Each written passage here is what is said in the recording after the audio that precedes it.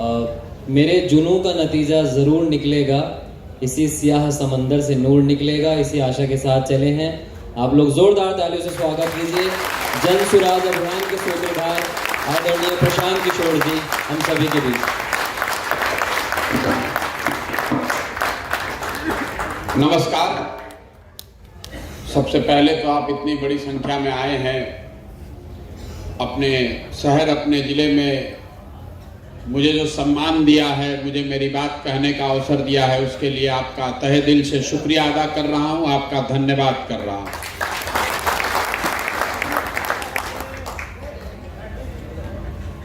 जन सुराज पदयात्रा जो अभी पिछले 6 महीने से हम लोग कर रहे हैं, ज्यादातर आदमी तो अभी भी यही समझ रहा है कि भाई ये चाहते क्या है। ज्यादातर आदमी तो यही सोच रहा है। अभी कुछ लोगों को लग रहा है कि दल बनाकर सरकार बनाना चाहते हैं, कुछ लोग समझ रहा है कि बिहार में अभी ये शुरुआत किए हैं, किसी से कल परसों कभी गठबंधन कर ही लेंगे, कहीं ना कहीं तो जाएंगे ही। लोगों को भरोसा नहीं, भरोसा मेरे पर नहीं, ऐसी बात नहीं है। भरोसा आपको अपने आप पर नहीं। आप अपनी आंख के सामने भी जो चीज देख रहे हैं, लेकिन फिर आपका मन कर रहा है ना, बिहार तो नहीं सुधर सकता है, यहाँ के लोग नहीं सुधर सकते, वोटवा तो वह 4 बात को लोग फिर देगा। लेकिन साथ में वो डर भी है कि भाई ये प्रशांत किशोर जो 10 साल से किया है, ये आदमी थोड़ा बहुत चुनाव समझता है, तो अगर कर रहा है तो जरूर कुछ सोचिए कि कर रहा होगा। तो मुझे ये मानने में कोई हिचक नहीं है। आपने कहा कि बहुत बड़ी भीड़ है, इसमें ज्यादातर भीड़ तो गमछा फेंकने वालों की ही है कि पता नहीं भैया कल कुछ बड़ा हो जाए, उससे पहले इधर भी जाके हाजिरी लगा देते हैं। हम इतने बड़े बेवकूफ नहीं हैं। आप मंच पर आते हैं, बड़ी बड़ी बात लोग कहता है, भैया आपके साथ तन मन धन से हैं, बिहार सुधारिए, समाज सुधारिए, देश को सुधारने निकले हैं। एगो अभी एमएलसी का चुनाव का नतीजा आया है, आधा आदमी तो इसीलिए हतप्रभ है कि अरे बाप रे, हम तो सोच रहे थे कि चलिए रहा है, चुनाव जीत रहा है। हमारे घर से फोन आया तो हमने बताया कि देखिए हमारी दुर्दशा, हमने शुरुआत की थी प्रधानमंत्री के जीतने पर बधाई लेने से, अब हमारी औकात इतनी रह गई है कि एमएलसी के जीतने पर लोग बधाई दे रहे हैं। इतनी औकात हमारी रह गई। ये समाज की सच्चाई है, आपकी हमारी सच्चाई है। बड़ा सब बढ़िया बोलता है, करता कोई नहीं। ये जो पूरा जन सुराज का अभियान है, ये आपको, हमको, सबको अपने आप को आईना दिखाने का अभियान है। हम भी इसी धरती से पले बढ़े, यही सरकारी स्कूल से पढ़े, बहुत संघर्ष से आगे बढ़े। हमारे बाप दादा कोई बड़े आदमी नहीं थे। बहुत आदमी भी पूछ रहा है इतना पैसा कहां से ला रहे हैं? पैसा सरस्वती से ला रहे हैं।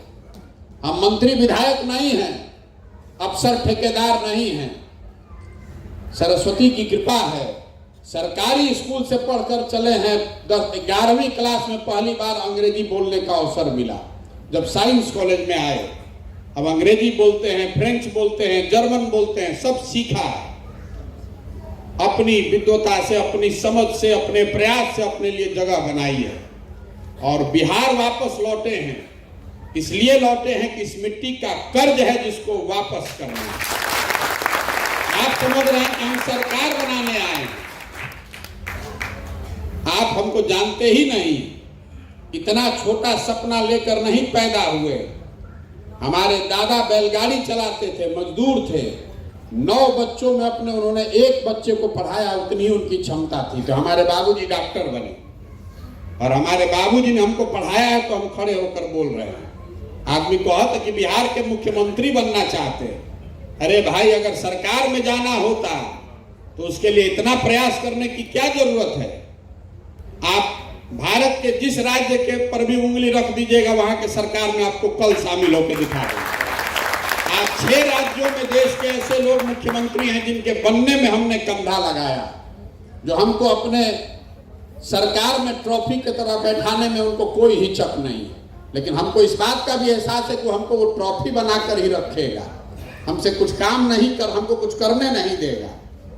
10 बरस हमने बड़े बड़े नेताओं के साथ, दलों के साथ काम किया और बहुत नजदीक से इन लोगों को देखा, समझा, अनुभव किया कि नेताओं के जीतने से, दलों के जीतने से जनता का जीवन नहीं बदलता है। आपको, हमको लगता है ऐसा कि हमारा नेता जीत गया, हमारा दल जीत गया, हमारी विचारधारा जीत गई। जो जीत गया वो चला गया।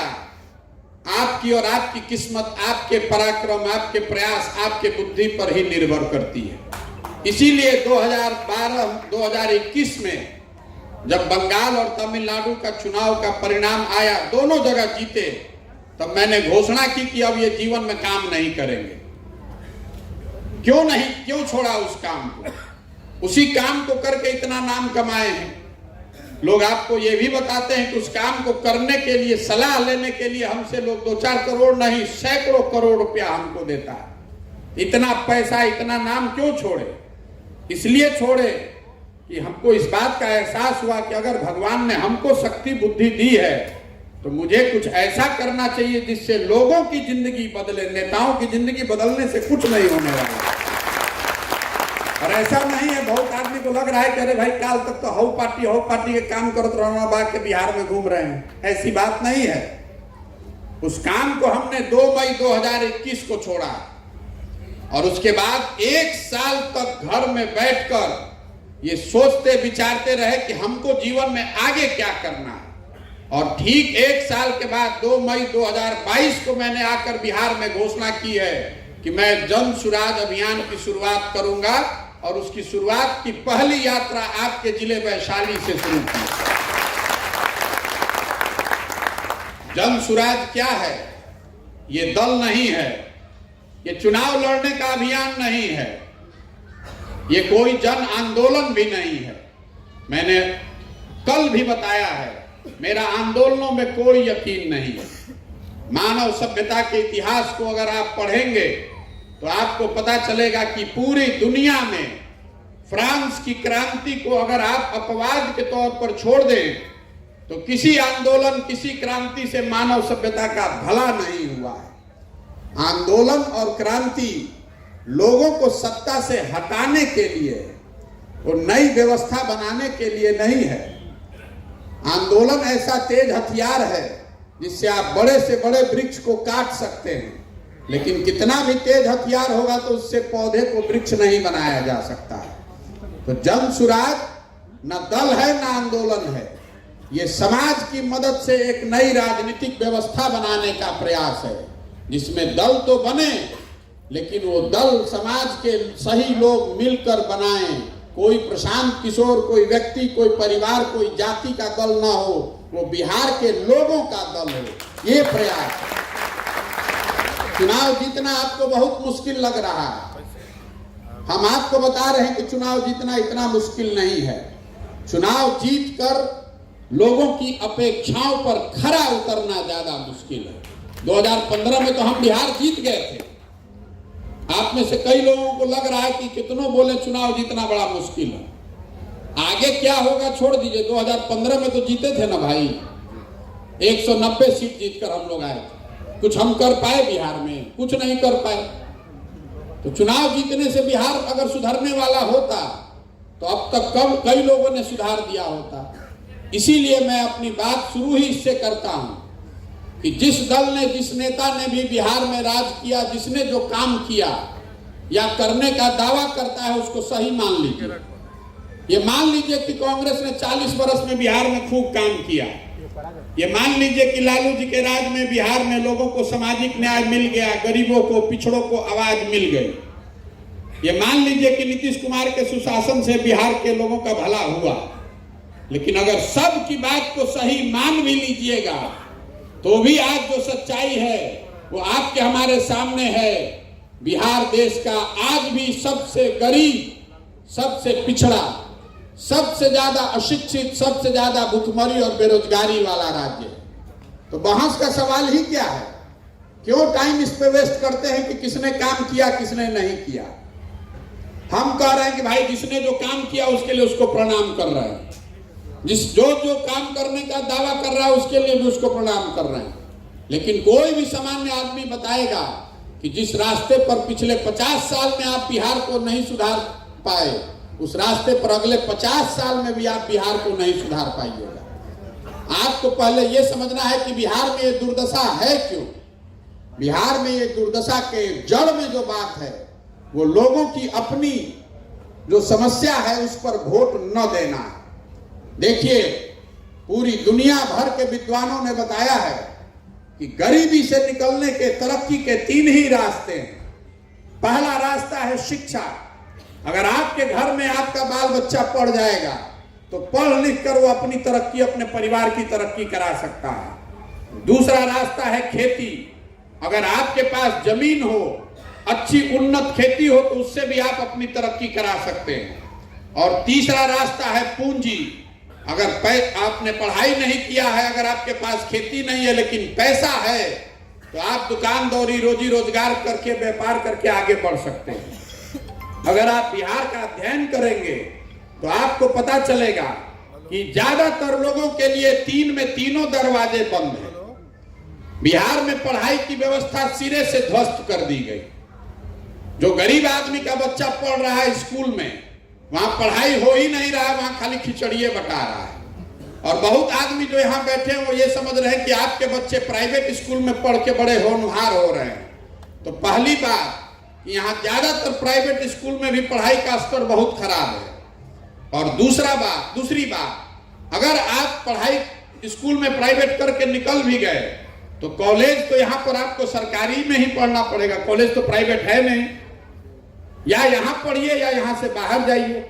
जो लोग यहाँ से बाहर जा रहे हैं उसकी संख्या कितनी है? 1 लाख आदमी चला जाएगा, 2 लाख आदमी जाएगा। 12-13 करोड़ लोगों के राज्य में सारे बच्चे तो बाहर नहीं जा सकते हैं पढ़ने। तो यहाँ पर पढ़ाई की सुविधा है ही नहीं, ना गरीब के लिए ना अमीर के लिए। स्कूल में खिचड़ी बट रही है और कॉलेज से 3 बरस की डिग्री 5 बरस में मिल रही है। पढ़ाई कहीं नहीं हो रहा। जो कॉलेज में भी लड़का जा रहा है वो एक बार जाता है नामांकन कराने, दूसरी बार जाता है एडमिट कार्ड लेकर परीक्षा देने और तीसरी बार जाता है डिग्री लेने। वो पढ़ाई नहीं कर रहा। तो इस समाज में जब ज्यादातर लोग पढ़ेंगे ही नहीं, आपका बच्चा जब पढ़ेगा ही नहीं तो मजदूर नहीं बनेगा तो कलेक्टर बनेगा। तो पहला रास्ता ज्यादातर लोगों के लिए बंद है। दूसरा रास्ता आपको मैंने बताया खेती। खेती करके लोग यहाँ क्यों नहीं अपना जीवन सुधार पा रहे हैं? तो पहली बात जानिए कि बिहार में चाहे सामाजिक न्याय, गरीबों की कितनी भी राजनीति हुई हो, यहाँ सबसे ज्यादा देश के भूमिहीन लोग रहते हैं। जो 100 लोग बिहार में रहते हैं उसमें 60 आदमी के पास तो 1 धूर जमीनें नहीं है। भूमि सुधार की दिशा में यहाँ 75 साल में कोई प्रयास नहीं किया गया। तो 100 में 60 आदमी के पास 1 धूर जमीन नहीं है। लेकिन ज्यादा समस्या ये है कि जिन 40 लोगों के पास जमीन है, उन 40 में 35 लोग ऐसे हैं जिनके पास 2 बीघे से कम जमीन है। तो जो खेती लोग यहाँ करते हैं वो कमाने वाली खेती नहीं है, वो खाने वाली खेती है। आप खेत में वही उपजाते हैं ताकि आपके बाल बच्चों का पेट भर सके। यहाँ नगदी फसल का कोई कॉन्सेप्ट नहीं है। तो एक जो यहाँ नगदी फसल होती थी वो गन्ना था, जो बड़े पैमाने पर लोग उगाते थे। वो भी चीनी मिलों के बंद होने से खत्म हो गया। तो धान गेहूं आप उगा रहे हैं, उसी में सरसों तीसी छींट कर किसी तरह पेट भर रहे हैं। आंकड़े बताते हैं कि बिहार में सिर्फ 500 में 5 किसान ही ऐसे हैं जिनके लिए कृषि आमदनी का जरिया है। 95 आदमी खेती करके खाली अपना बाल बच्चे का पेट भर रहा है या खेत में मजदूर है। तो शिक्षा है नहीं, खेती का रास्ता है नहीं। तीसरा रास्ता बचा पूंजी। और इस बात को आप समझिए, बिहार में प्रति व्यक्ति आय है 35,000, देश में प्रति व्यक्ति आय है 1,45,000। तो 35,000 में आप खाइएगा क्या और बचाइएगा क्या और पूंजी कहां से लाइएगा? अगर आपके पास पूंजी होती तो आप कुछ न कुछ रोजी रोजगार कर सकते थे। आप आपको लगता है कि बिहार में उद्योग इसलिए नहीं लग रहा है कि यहाँ पर लॉ एंड ऑर्डर खराब है। कुछ आदमी बताता है कि झारखंड के अलग होने के बाद से यहाँ खनिज नहीं है। कुछ लोग आजकल नया नया कहना शुरू किए हैं कि यहाँ समंदर नहीं है। ये तीनों बात गलत है। भैया अगर आप चीनी मिल चलाते हैं तो उसके लिए आपको खनिज की क्या जरूरत है? बिहार पूरे देश में 60% एम्प्लॉयमेंट जो है वो सर्विस सेक्टर में है, होटल में, आईटी में। आईटी बनाने के लिए आपको खनिज का क्या जरूरत है? एक कंपनी इन्फोसिस टीसीएस 5 लाख लोगों को नौकरी दी हुई है। जब उसका कोई यहाँ व्यवस्था नहीं है तो आपको नौकरी मिलेगा कहां से? उसके लिए खनिज की क्या जरूरत है? मुख्यमंत्री महोदय बता रहे हैं कि यहां पर समंदर नहीं है। तो भाई तेलंगाना में कौन समंदर है? पंजाब हरियाणा में कौन समंदर है? ये बता दीजिए। बिहार में उद्योगों के नहीं होने की वजह से, नहीं होने की प्रमुख वजह जो है वो है पूंजी की अनुपलब्धता। आपके पास पैसा नहीं है कोई रोजी रोजगार करने के लिए। और पूंजी अनुपलब्ध क्यों है? पूंजी आपको क्यों नहीं उपलब्ध है उसको समझिए। पूंजी आता है बैंक से। जो आप और हम पैसा बचाते हैं वो पैसे को आप बैंक में रखते हैं, बैंक उसको ऋण के तौर पर आपको वापस देता है।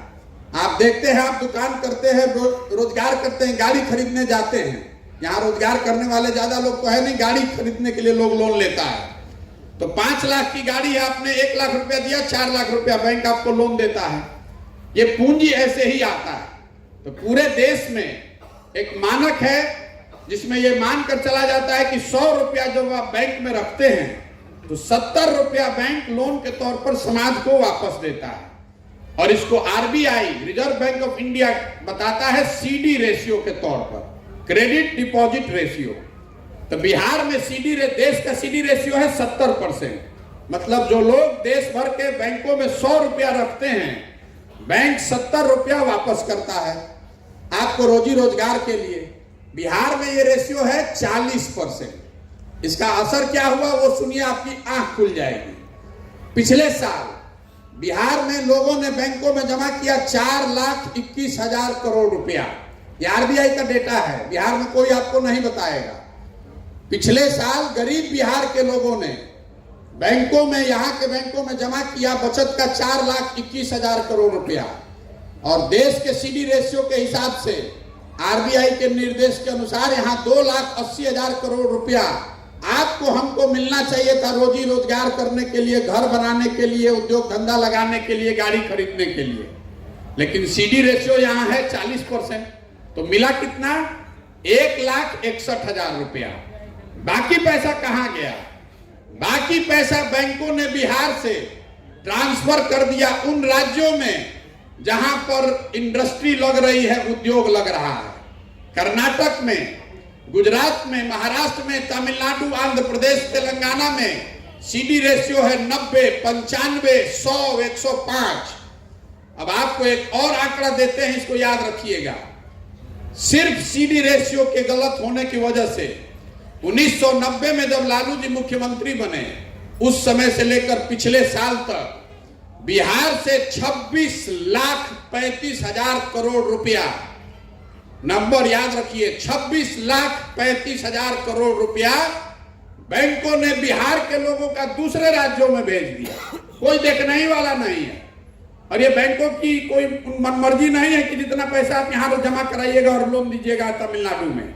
लेकिन जैसे यहाँ के अधिकारी सरकार की बात नहीं सुन रहे हैं, जैसे यहाँ के दूसरे लोग सरकार की बात नहीं सुन रहे हैं, वैसे बैंक वाले भी सरकार की बात नहीं सुन रहे हैं। जो कमेटी है उसके चेयरमैन है मुख्यमंत्री इस राज्य के। साल भर में वो मीटिंग में बैठते हैं, रोज कह रहे हैं कि भैया सीडी रेशियो ठीक कीजिए, बैंक वाला सुनिए नहीं रहा है। आप जरा अंदाजा लगाइए कि अगर पिछले 30 साल में 26 लाख करोड़ रुपया बिहार के लोगों का यहाँ खाली खर्च होता तो कितने ज्यादा लोगों ने अपना घर बनाया होता, कितने ज्यादा लोगों ने गाड़ियां खरीदी होती, मोटरसाइकिल खरीदा होता, कितने लोगों ने उद्योग किया होता, कितने लोगों ने रेडीमेड का दुकान खोला होता। इसका व्यवहारिक पक्ष समझिए। आप यहाँ घर बनाने जाते हैं, आपको घर बनाने का खर्चा है 50 लाख, तो बैंक वाला लोन नहीं देता है। लोन देने के लिए आप 4 दिन दौड़ते हैं लोन लेने के लिए, जमीन गिरवी रखते हैं, 20,000 घूस देते हैं, और वही 1 करोड़ का घर लेने जाइएगा नोएडा में तो 10 लाख रुपया दीजिएगा और 90 लाख बैंक आपको लोन देता है, आप तुरंत घर खरीद लेते हैं। ये इतनी बड़ी परेशानी है। बिहार गरीब इसलिए नहीं है कि लोगों का पलायन हो रहा है, बिहार गरीब इसलिए कि यहाँ से पूंजी का पलायन हो रहा है, यहाँ से हम लोग का पैसा दूसरे जगह जा रहा है। लोग को लग रहा है कि दूसरा आदमी आकर यहाँ उद्योग नहीं लगा रहा है। अरे भाई, जो हम लोग का पैसा है उतना तो दे दीजिए, उसी से हम लोग का भला हो जाएगा, कम से कम शुरुआत हो जाएगी। तो ये जो 3 कारण है, शिक्षा है नहीं, खेती है नहीं और पूंजी है नहीं, तो आप गरीबी से निकलिएगा कैसे? जितना हाथ पांव मारना है मार लीजिए, जिसको चुनना है चुन लीजिए, ये नहीं सुधरने वाला है। जब तक बिहार में लोगों के पढ़ने के लिए अच्छी व्यवस्था नहीं बनाई जाएगी, और ऐसा नहीं है कि हम लोग पढ़ाई पर खर्च नहीं कर रहे हैं। हर साल बिहार सरकार गरीब जनता का 40,000 करोड़ रुपया पढ़ाई पर खर्च कर रही है। 40,000 करोड़ हर साल, और उससे 40 बच्चे भी पढ़कर नहीं निकल रहे हैं। इतनी कुव्यवस्था, इतना भ्रष्टाचार है। जब तक यहाँ बच्चों के पढ़ने की व्यवस्था नहीं होगी, जब तक यहाँ खेती को कमाने वाला नहीं बनाया जाएगा और लोगों के हाथ में पूंजी नहीं उपलब्ध कराई जाएगी, तब तक बिहार से गरीबी नहीं निकल सकता है, चाहे जितना प्रयास करना है कर लीजिए, जिसको वोट देना है दे लीजिए। लेकिन अब आप कहिएगा कि प्रशांत किशोर, अगर आपको समझ में आ रहा है तो दूसरों को ये बात क्यों नहीं समझ में आ रही है? बिल्कुल उनको भी समझ में आ रही है। तो हो क्यों नहीं रहा है, अभी आपको 2 मिनट में बताते हैं। यहाँ पर बिहार के आपके जिले के प्रबुद्ध लोग आप बैठे हैं। अब आपसे एक सवाल पूछेंगे, आपको जवाब देना है, मुड़ी नहीं हिलाना है, सबको हाँ या ना बोलना है। इस बात से तो सब आप सहमत होंगे कि बिहार में और कुछ हो चाहे नहीं, सब बच्चों के पढ़ने के लिए अच्छी व्यवस्था होनी चाहिए। होनी चाहिए कि नहीं होनी चाहिए? बिल्कुल बिल्कुल। मुंह से खखार के बोलिए। अभी सवाल पूछेंगे, अभी आपको पता चलेगा क्या दिक्कत है। फिर से पूछ रहे हैं, और कुछ हो चाहे नहीं, बिहार में सब बच्चों के पढ़ने की अच्छी व्यवस्था होनी चाहिए कि नहीं होनी चाहिए? अभी हम लोग सुन लिए हैं, सब लोग कहा है कि होनी चाहिए। तो अब सारे लोग अपने अपने बच्चों के नाम पर जरा हाथ याद करके ईमानदारी से बताइए, अपने बच्चों के नाम पर आपने, दूसरे की बात छोड़ दीजिए, आपने कभी अपने जीवन में पढ़ाई के लिए, शिक्षा के लिए वोट दिया है तो बताइए। कौन दिया है बताइए भैया। तो काहे लिए बेकार माथा पीट रहे? सब आदमी भाषण दे रहा है, शिक्षा सुधारिए, रोजगार सुधारिए, नेता चोर है। हम आपको कह रहे हैं कि बिल्कुल ये गलत बात है। जब आप शिक्षा के लिए वोट ही नहीं दे रहे हैं तो आपको आपकी शिक्षा सुधरेगी कैसे? यहाँ जितने लोग बैठे हैं सब आदमी कहेगा कि सरकार ठीक काम नहीं कर रही, नेता हम लोग को ठग रहा है। हम आपको बता रहे हैं कि नेता आपको नहीं ठग रहा है। यह आपका भ्रम है कि आप वोट ठीक दे रहे हैं और नेता आपको ठग रहा है। मैं आपको बता रहा हूं कि नेता आपको ठगिए नहीं रहा है। जिस चीज पर आप वोट दे रहे हैं वो आपको मिल रहा है। अगर नेता ठगता तो एक बार ठगता, दूसरी बार आप समझ जाते, 2 बार ठगता, तीसरी बार आप समझ जाते। लेकिन अगर आप 50 बरस से ठगे जा रहे हैं तो इसका मतलब है कि कहीं ना कहीं वो गलती है जो आपके समझ में नहीं आ रही है। देखिए, हमने बिहार में जाति पर वोट दिया है तो जाति की चर्चा बिहार के घर घर में हो रही है, जाति की गणना भी घर घर में हो रही है।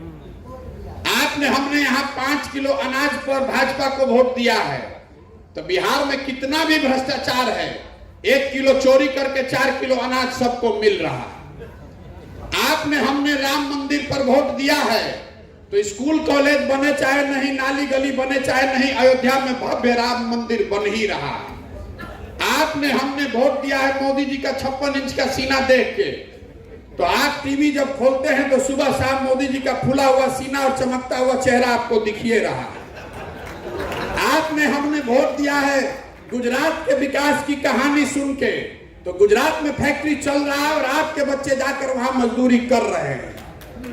वोट दिया है यहाँ के बिजली के आने पर, तो घर घर में बिजली आ गई है, बिल चाहे 6,000 है चाहे 10,000 है। आप हमको सब प्रबुद्ध आदमी मिलकर बता दीजिए कि किस विषय पर आपने वोट किया है जो कि काम नहीं हो रहा। आपने जब शिक्षा पर वोट ही नहीं किया है रोजगार पर वोट ही नहीं किया है तो क्यों दिमाग खा अपना माथा फोड़ रहे हैं। हम गांव में चल रहे हैं तो जो 500 रुपया लेके वोट दिया है वो सबसे ज्यादा हल्ला कर रहा है, भैया मुखिया चोर है। अरे भाई 500 रुपया लेके वोट तुम दोगे मुखिया का, और फिर सोचोगे कि मुखिया ईमानदार हो जाए। आपने वोट दिया है राम मंदिर के लिए, तब काहे बात बात कर रहे हैं, रहिए जैसे है।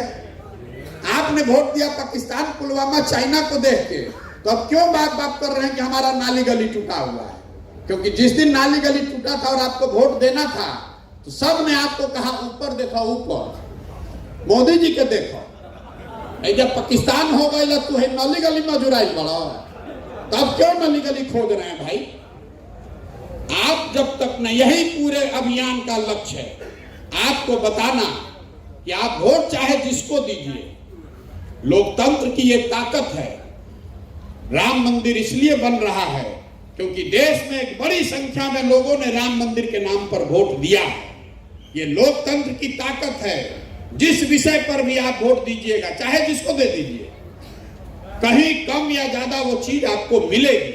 जब आप वोट अपने बच्चों की शिक्षा के लिए दे नहीं रहे, रोजगार के लिए दे नहीं रहे, तो आपको वो चीज मिल नहीं सकती है। इसमें कोई ज्ञान की बात नहीं है। इसी को बताने के लिए गांव गांव घूम रहे हैं। आपसे वोट नहीं मांग रहे हैं, आपको ये बताने का प्रयास कर रहे हैं कि नेताओं को, सरकार को गाली देना बंद कीजिए। हम पैदल चल रहे हैं, आदमी अनुवाद को देता गाली देख के, अरे भैया हाई खराब बा, हाउ खराब बा। फिर हम धीरे से पूछते, अच्छा आपके एमएलए साहब कितने बार से जीत रहे हैं, तो कहता भैया तीसरा बार। अरे भाई तो आप एमएलए को गाली भी दे रहे हैं और वो 3 बार से जीत के भी आ रहा है, दोनों बात कैसे हो रहा है, दोनों बात कैसे हो रहा है। मढ़ौरा में चीनी मिल नहीं चल रहा है, भैया आंदोलन कीजिए। तो मढ़ौरा से 3-4 बार है सांसद बीजेपी के और आरजेडी के विधायक है 3 बार से, तो चीनी मिल चालू कौन कराएगा, आप कि हम। अरे आप जब विधायक को आप उस मुद्दे पर चुन ही नहीं रहे, मोदी जी हो गए, तो फिर बचेगा कैसे। यही बताने चले हैं। वो किसी का कोई मंत्री बन जाए, कोई व्यक्तिगत कमेंट नहीं है, आपके हमारे व्यवहार की बात है। हम लोग बिहार में और कुछ आए चाहे नहीं, सुबह शाम राजनीति हम लोग को बात करने आता है। जो गांव में आदमी है, शहर में 2 दिन पुराना अखबार पढ़ के भी कोरिया, वियतनाम, कंबोडिया का भी राजनीति बतिया रहा है। बिहार यूपी के लड़कों को और कुछ आए चाहे नहीं आए, धंधा बिजनेस आए चाहे नहीं, नौकरी आए तो नहीं, राजनीति खूब बुझाता है। 4 गो लड़कों को बैठा दीजिए, केरल से लेके कश्मीर तक सारा राजनीति आपको बता देगा। खाली उसको ये नहीं पता है कि अपने घर की स्थिति कैसे सुधरेगी, उसको ये नहीं पता है कि अपने बच्चे को रोजगार कैसे मिलेगा। ये समस्या तो लोग बता रहे हैं भैया ये सब बात ठीक है, खाली एक दिक्कत है, हम लोग के पास विकल्प नहीं था, हम लोग को सब समझ है। आप दल बनाइए, तो हम दल क्यों नहीं बना रहे। बिहार में आदमी हमको कह रहा है भैया आप आगे आगे चलिए, पीछे से हम लोग तन मन धन से, देखिए बिहारी बुद्धि कितना चला है। हमको कह रहा है कि आप पहले सूली पर चढ़िए, आप चढ़िए सूली पर, पीछे से तो हम आइए हैं, हवा बन जाए तो तारा संगे पानी, हवा ना रही तो मोदी जी बोले बाबा, दोनों ओर से मलाई मारना है। अरे जिस समाज में लोग, हम भी यहीं के हैं, तो हम भी इसीलिए वो आप डाल है तो हम पात हो गए। हम पहले कह रहे हैं कि नारे भाई हमको आपका साथ नहीं चाहिए। जिस समाज में लोग अपने बच्चों के साथ नहीं खड़े हैं, मैं जब पैदल चल रहा हूं, आज 2000 से ज्यादा गांव में मैं गया हूं, 6 महीने से ज्यादा हो गया, घर नहीं गए हैं, गाड़ी पर नहीं चढ़ते, चल ही रहे हैं रोड। हमारे सामने 50-100 बच्चे दौड़ते हैं, छोटे छोटे बच्चे, आधा से ज्यादा बच्चों के शरीर पर शुद्ध कपड़ा नहीं, उनके बच्चों के पैर में हवाई चप्पल नहीं है।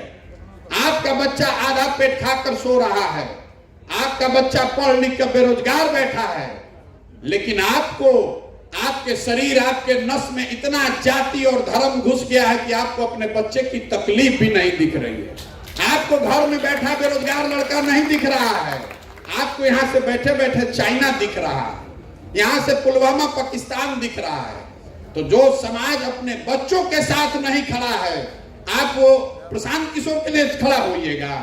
कभी नहीं खड़ा होइएगा। इसीलिए हाथ जोड़कर लोगों को कह रहे हैं कि पहले आप अपने बच्चों के लिए खड़ा होइए, मेरे लिए नहीं, किसी दल के लिए नहीं, अपने बच्चों के शिक्षा और रोजगार के लिए खड़े होइए। एक बार जीवन में संकल्प लीजिए कि नेता के लिए नहीं, जाति के लिए नहीं, किसी विचारधारा के लिए नहीं, अपने बच्चों के लिए एक बार वोट कीजिए, तभी बिहार सुधरेगा, नहीं तो इसको कोई नहीं सुधार सकता।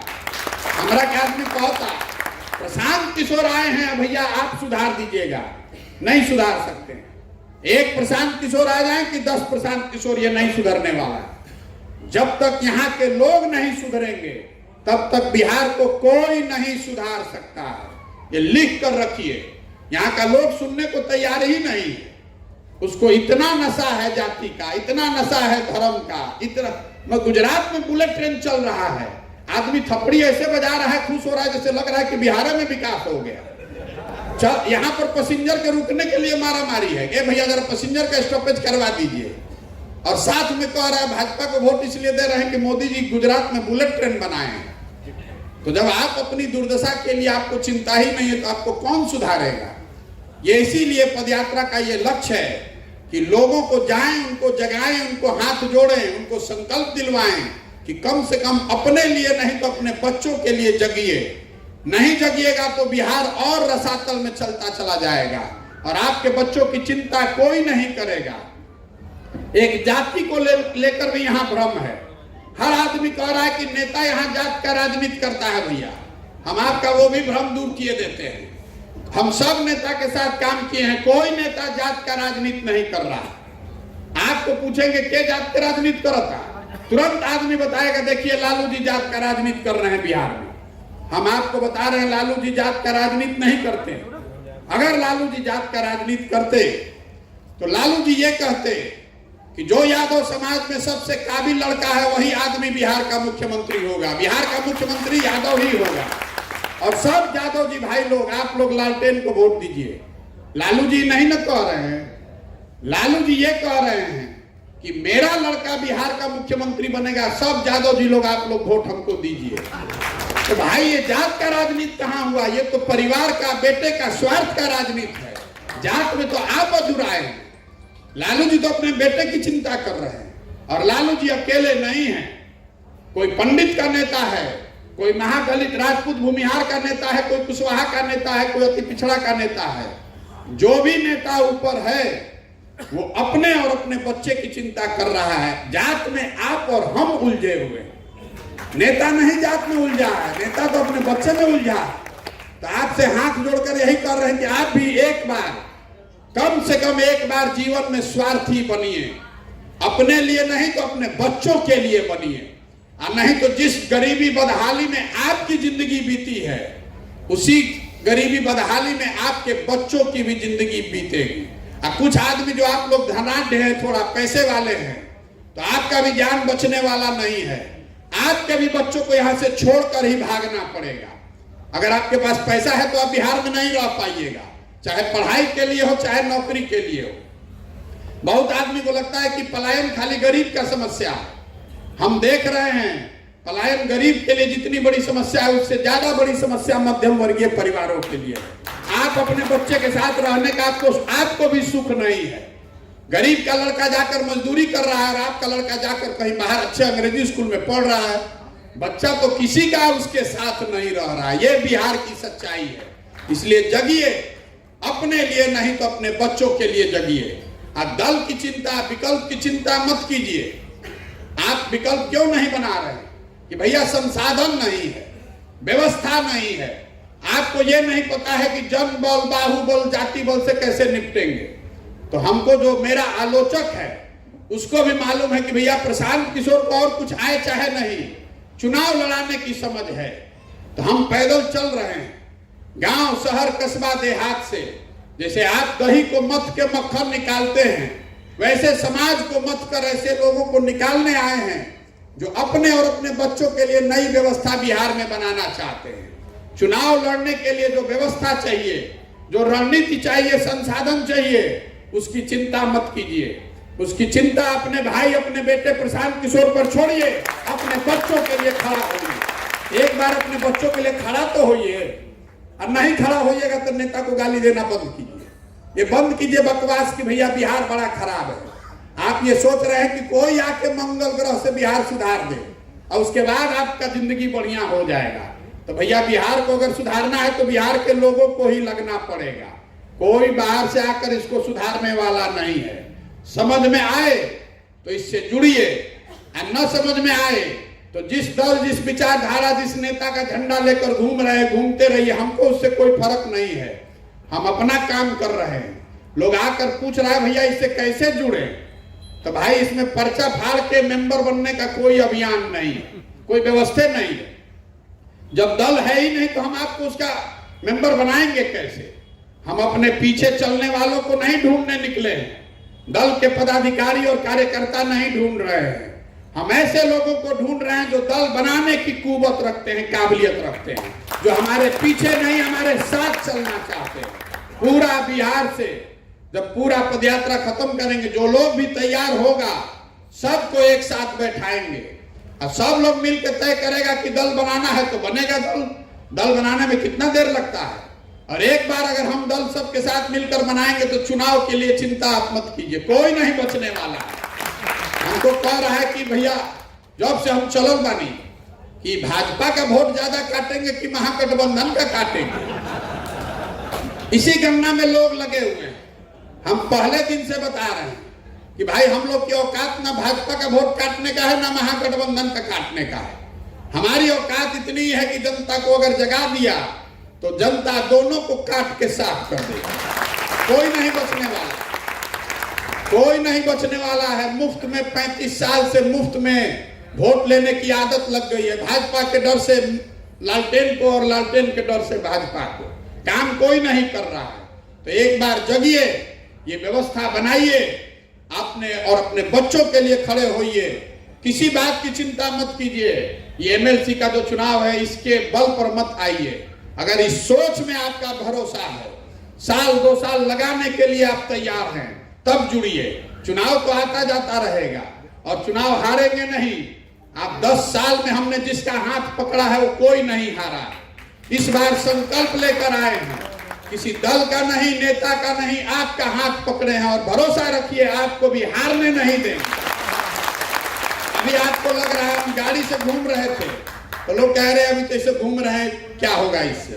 जब पैदल चलना शुरू किए तो लोग ये बता रहा है कि अच्छा जब पदयात्रा में तो भैया बहुत चर्चा है, पदयात्रा के बाद क्या होगा। तो भाई मेरे अभी एक ही बुलेट दागे हैं और इतनी हलचल है। अभी पदयात्रा तो पहला बुलेट है, ऐसा 10 गो बुलेट दागेंगे आपको पता ही नहीं चलेगा कि ऊपर से क्या गया और नीचे से क्या गया, और किसी को नहीं पता चलने वाला। हम इतना बेवकूफ है कि हमारे पास 6 गो बुलेट है तो 6 गो अभी दाग दें। पहले उनको घबराने तो देखने तो दीजिए, पता चला उनको चंपारण में क्या हुआ। हम तो पैदल चल रहे हैं, हमने तो किसी के लिए वोट मांगा ही नहीं, हमने कोई प्रत्याशी चुना ही नहीं। हमने सिर्फ इतना ही कहा है लोगों को कि अगर ये दोनों दलों ने ठगा है, आपके शब्दों में, तो इन दोनों दल को वोट मत दीजिए, जिस निर्दलीय को देना है दे दीजिए। क्या हुआ आप देखिए, आप जीत का रिकॉर्ड आपको मालूम है। छोड़ दीजिए कि हम जन स्वराज के निर्दलीय उम्मीदवार को कितना वोट मिला, जाकर देखिए वहां अन्य 4 निर्दलीय उम्मीदवारों को भाजपा जैसी बड़ी दल से ज्यादा वोट मिला। जो आप ये कह रहे हैं विकल्प नहीं है, अरे आप समाज एक बार तय कर ले तो आप विकल्प अपने आप खोज लीजिएगा, बना लीजिएगा।